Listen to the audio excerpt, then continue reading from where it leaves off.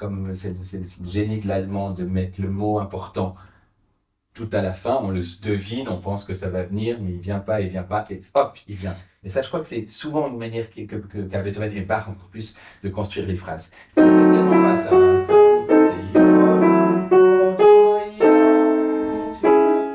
Le projet Happy s'intéresse à la transmission des savoirs liés à l'interprétation d'une œuvre dans le cadre de cours de musique en haute école spécialisée selon 2 points de vue. D'une part, du point de vue du ou de la professeure qui écoute son étudiant-étudiante, à quoi je fais attention, qu'est-ce qui me préoccupe, qu'est-ce que j'attends de mon étudiant-étudiante aujourd'hui, ou encore sur quoi je vais revenir durant le cours. Et d'autre part, du point de vue de l'étudiant ou de l'étudiante qui joue devant son ou sa professeure. À quoi je fais attention, qu'est-ce qui me préoccupe à cet instant. 3 phases de recherche ont été nécessaires pour comprendre ces phénomènes de transmission. Un premier volet exploratoire, Happy 1, centré sur le ou la professeure, a permis, grâce à des analyses de discours et des observations, de repérer les différentes catégories de ressources qu'un grand interprète mobilise lorsqu'il enseigne.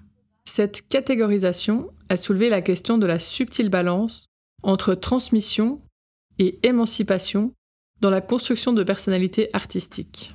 Dans une deuxième phase, Happy 2, dans une démarche compréhensive et qualitative, la recherche a mobilisé de la vidéo-ethnographie, soit la captation filmée de situations de travail, ainsi que des entretiens d'autoconfrontation, soit un discours d'explicitation des professeurs ou de l'étudiant-étudiante à propos de ce qui s'est joué lors des situations filmées.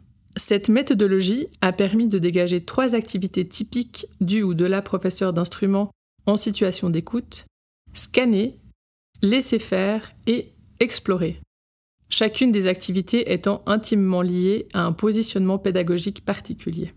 La 3e phase, Happy 3, c'est, elle, intéressée aux formes métaphoriques, soit comment sont traduits les enjeux par la métaphore lors d'un cours, et ce qu'elles apportent à l'étudiant ou étudiante en termes d'appropriation et d'individuation.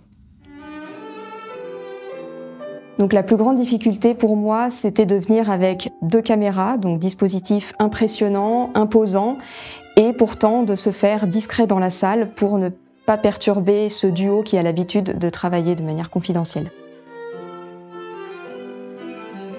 Alors j'ai été surprise par l'impact émotionnel de cette recherche. Tous les participants et participantes m'ont donné accès à des informations et des pensées très personnelles qui m'ont touchée, évidemment d'un point de vue humain et d'un point de vue de recherche.